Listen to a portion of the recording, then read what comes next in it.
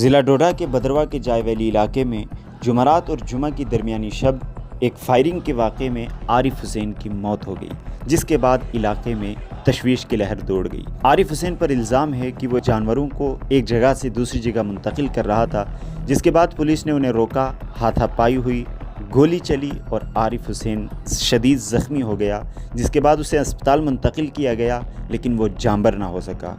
जुमा की सुबह वाक़े की खबर फैलते ही जाय वैली और आसपास के इलाकों में कशीदगी का माहौल देखने में आया। बड़ी तादाद में मकामी लोग सड़कों पर निकल आए और एहतजाज करते हुए आरिफ हुसैन को इंसाफ दिलाने की मांग की।